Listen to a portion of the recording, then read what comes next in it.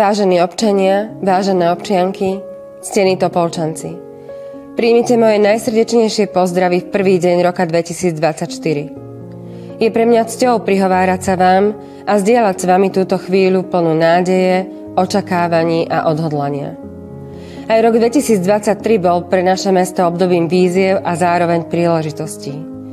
Aj vďaka vám sme mnohé z nich správne uchopili a pretavili ich do rozvoja mesta i jeho častí. Nové cesty, vnútrobloky, moderné učebne, podpora športu a kultúry sú prirodzenou súčasťou moderného, fungujúceho mesta. Dnes stojíme na prahu nového roka so zrejmým cieľom. Spoločne budujme lepšiu budúcnosť. Svoju vlastnú i nášho mesta.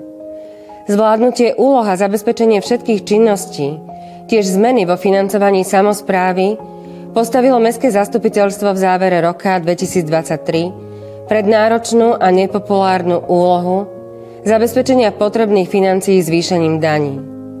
Viem, že sa nám za to nedostane veľa pochvál. Zažívame však podobnú situáciu ako ostatné samosprávy, kedy nie sme iným spôsobom schopní reagovať na zvýšené výdavky. Bez tohto kroku by naše mesto zostalo na chvoste porovnateľných samospráv.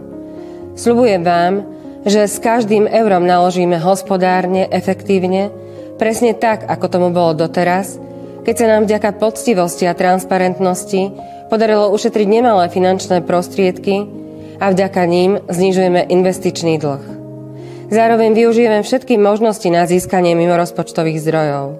Z tých, ktoré nám už boli schválené, sa v budúcom roku môžeme tešiť na druhú etapu cyklistického okruhu, outdoorové envirocentrum vo Veľkých Bedzanoch, nové stroje pre lepšie fungovanie kompostárne, nové polopodzemné kontajnery i nové komunikácie. Nový rok je pred nami ako nepopísaný list, plný možností a príležitostí. Máme pred sebou šancu spoločne posúvať naše mesto, vytvárať inkluzívne prostredie, kde každý občan má svoje miesto a hlas. Je to výzva nielen pre mňa ako vašu primátorku, ale pre každého z nás, aby sme prispeli k rozvoju našej komunity. Chcem vám, milí Topolčanci, poďakovať za vašu oddanosť, aktívnu účasť na živote nášho mesta. Vaša angažovanosť je kľúčom k úspechu a k vytvoreniu skutočne živej a prosperujúcej spoločnosti. Nezabúdajme na hodnoty, ktoré nás spájajú a pracujme spoločne na budovaní miesta, ktoré môžeme s hrdosťou nazývať domovom. Veľké poďakovanie patrí kolegom poslancom, ktorí zodpovedne zastávajú svoju úlohu a bez ohľadu na politickú príslušnosť hľadáme spoločne najlepšie riešenia pre naše Topolčany. Kolegom, zamestnancom úradu a všetkých mestských spoločností ďakujem za spoluprácu pri realizácii projektov a oceňujem osobnú zanietenosť každého pri budovaní krajšieho mesta. V novom roku si želám, aby sme naďalej spolupracovali, aby sme nachádzali riešenia pre naše problémy, aby sme podporovali inovácie a aby sme nezabúdali na tých, ktorí potrebujú našu pomoc.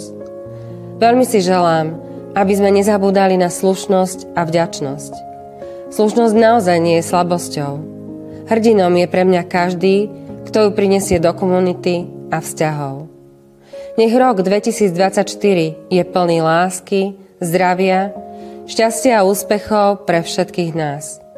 Ako povedal svätý otec František, byť šťastný znamená nájsť silu v odpustení, nádej v bojoch, istotu v strachu, lásku v nezhodách.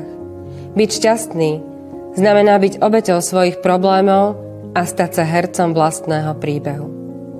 Vážené občianky a vážení občania, spolu môžeme dosiahnuť veľké veci. Nech nám toto nové obdobie prináša množstvo príležitostí na rast a pokrok. Nech sa každý z nás stane hercom svojho úspešného príbehu. Prajem vám pokojný a zdravý rok 2024.